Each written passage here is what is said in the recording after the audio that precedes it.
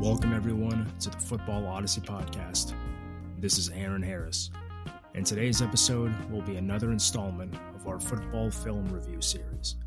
And today's film will be the 1969 United Artists drama, Number One, starring Charlton Heston and directed by Tom Gries, that follows an aging NFL quarterback who struggles to accept the reality that his playing days are all but over and the consequences that bleed into his personal life as a result of his resistance.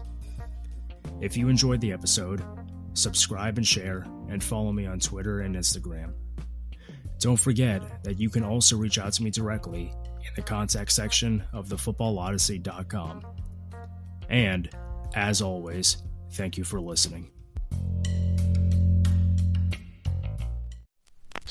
Ron Catland, the best, 14, one of a kind, Number One, top of the heap, in the toughest game in town. Charlton Heston is Ron Catland, Number One, but not with his wife. The small world of Ron Catland. Knock him down, trample him under, grind him to a pulp. But not with his friends. How about booing, babe? Can you live with that? But not with the fans. You're not even worth the price of a ticket anymore anyway. 15 years in pro football leaves scars on the body, on the soul. And when you're Number One, there's nowhere to go but down. Let's hear it for Ron Catland, Number One. Charlton Heston, Jessica Walter, Number One. In color from United Artists. Entertainment from Transamerica Corporation. This picture has been rated M. After experiencing a period of uncertainty in the early to mid-1960s, thanks to the rise of television and due to the changing demographics in America, the film industry began to broaden the kind of stories they told to include more boundary-pushing subject matter, allowing filmmakers to exercise more unconventional visual and narrative techniques to appeal to the boomer moviegoers who found more interest in realism and on-location shooting, as opposed to the grand theatrical scope of soundstage musicals and Technicolor epics. Bonnie and Clyde from 1967 is widely acknowledged as being the film that kicked off the quote-unquote new Hollywood era of filmmaking that brought us films such as The Godfather, Taxi Driver, 2001: A Space Odyssey, and Saturday Night Fever, just to name a select few. Released in 1969, Number One isn't a film that I would consider to be a boundary pusher, but it's certainly an unconventional example of a conventional sports narrative in which the aging athlete is inches away from the end of a stellar career and refuses to accept the cold hard truth of the matter.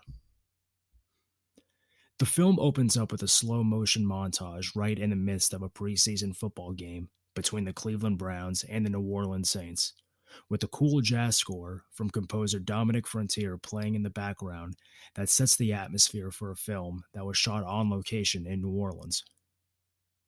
The close-up shots of the muddied cleats and freeze-frame collision hits are reminiscent of the vintage NFL Films documentaries because Ed Sabol, the founder of NFL Films, worked as a technical assistant on the film and added the signature style of NFL Films to the football sequences.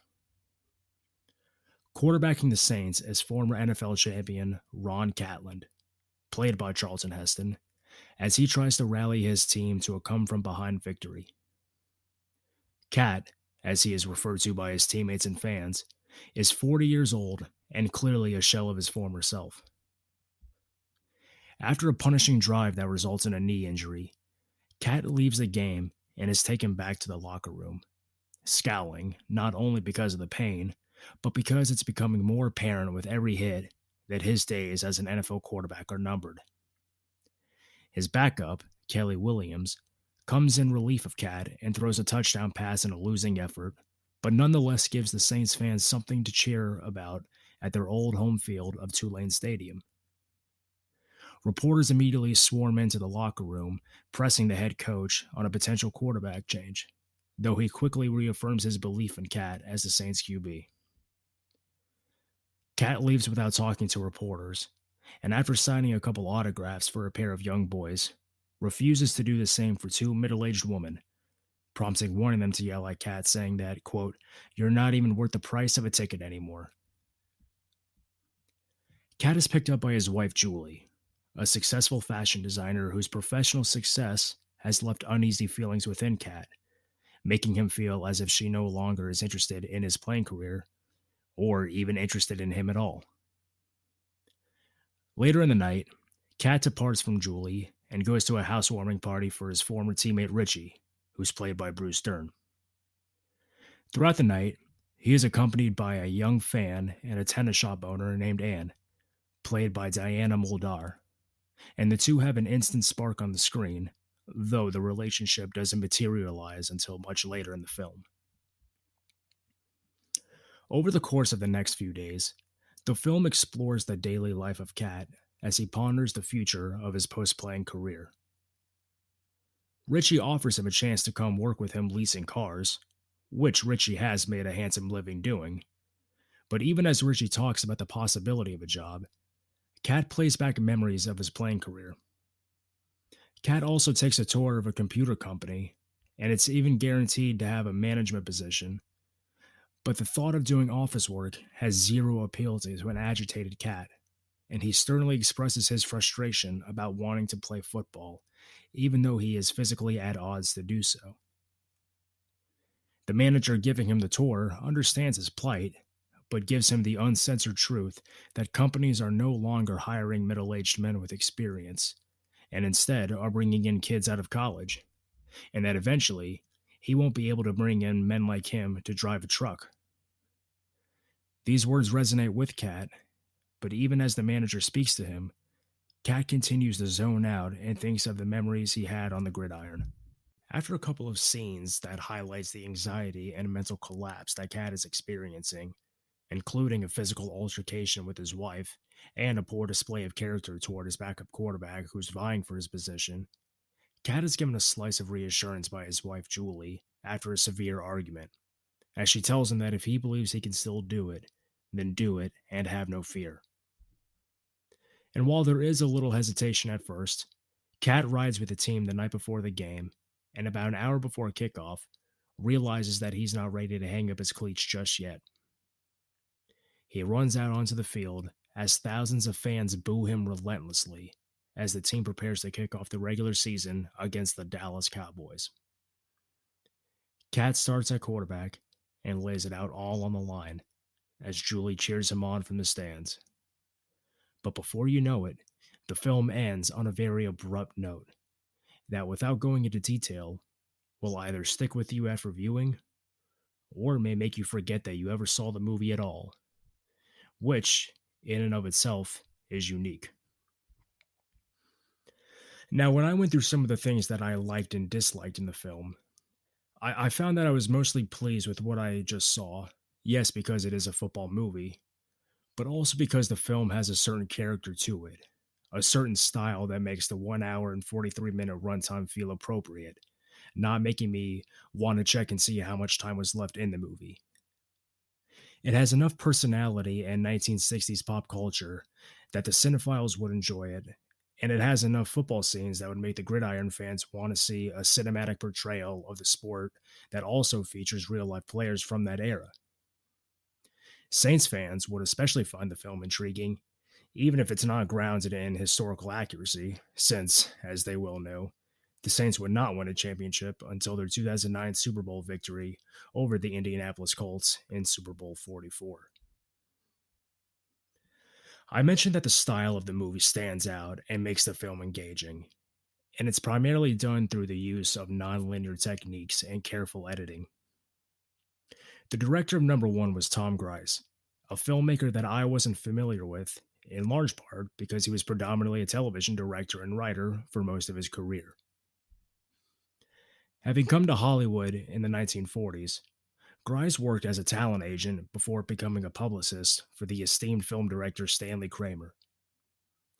After switching to the production end of the business, Gries climbed the ladder and eventually directed several episodes of critically acclaimed television shows of the 1960s, including Route 66, The Man from U.N.C.L.E., and East Side West Side.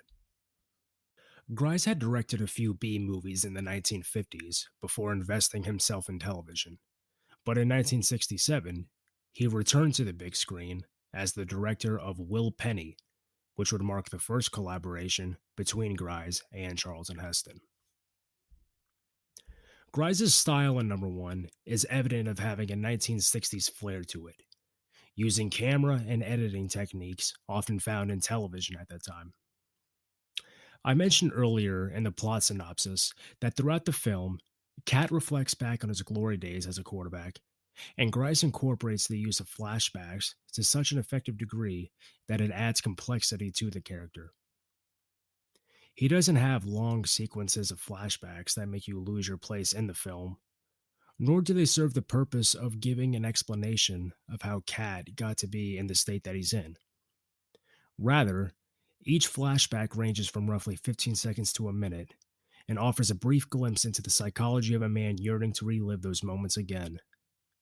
Moments that he didn't embrace enough, or maybe didn't even fully understand at the time.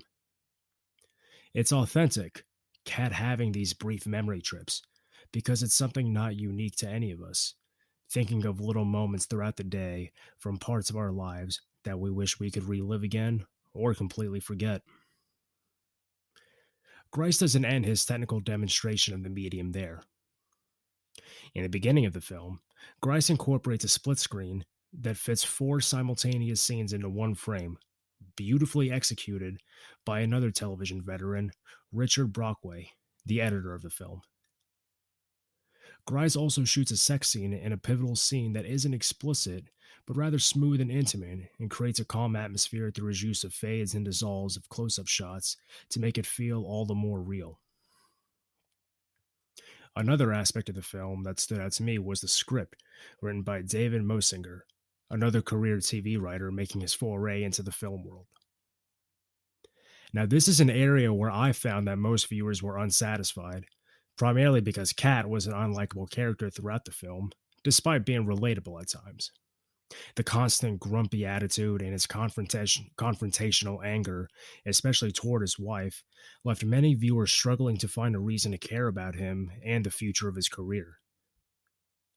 Personally, I couldn't care less if the protagonist is likable or even someone that I can sympathize with.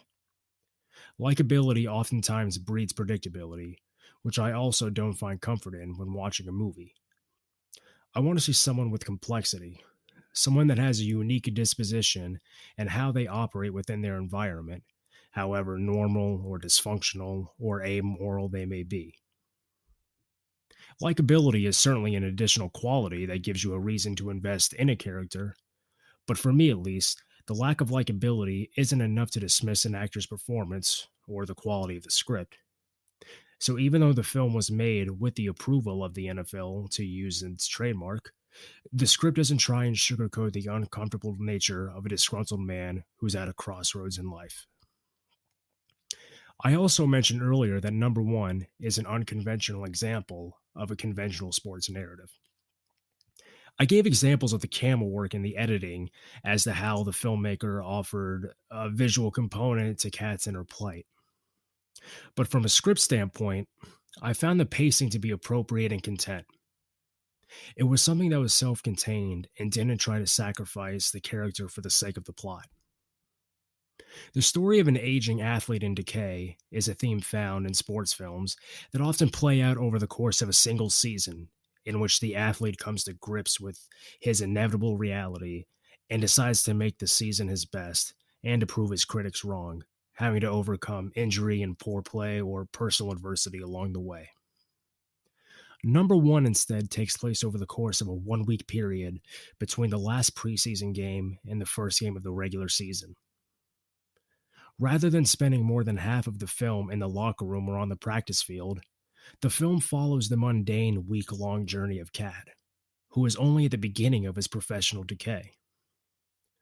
By focusing on this deliberate pacing, it feels as if the film is less concerned with finding resolutions to Cat's problems and is more concerned about the problems themselves.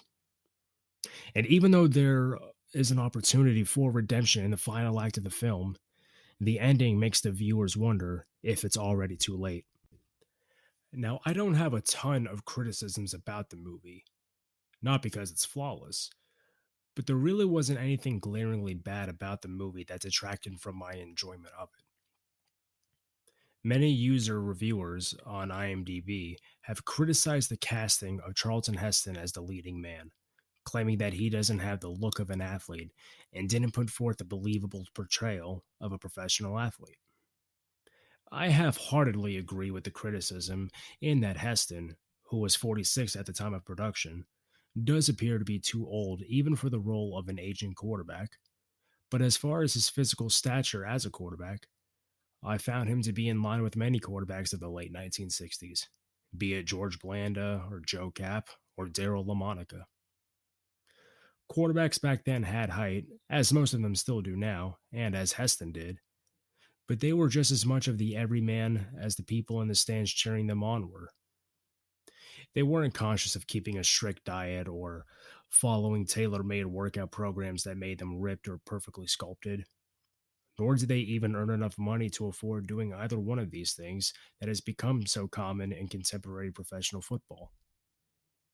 Heston had the rugged look of a late 1960s NFL QB, and although there are conflicting reports of what he thought about the movie as a whole, he mentions in his autobiography that numerous athletes wrote to him and praised his performance, saying that it was an accurate depiction of an athlete reaching the end of his prime, which, if true, does speak volumes to Heston's status as an actor, who at the time of shooting had given critically acclaimed performances in The Ten Commandments, Ben-Hur, and Planet of the Apes.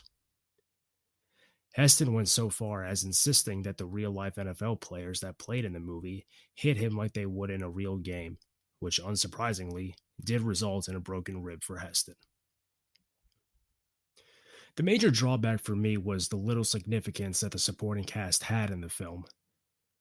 Bruce Stern has a few scenes and makes his presence known, but Anne, who again was played by Diana Muldaur, arrives within the first 15 minutes and instantly shows that she belongs on screen, but then disappears for most of the film. Her distance from the plot is something that contributes to the unconventional nature of the story that I admired, but this feels as if maybe it was taken too far, for she almost ceases to become a character and instead is reduced to being just a plot device later on in the movie, which is a shame since she had a good, albeit brief, chemistry with Heston on screen.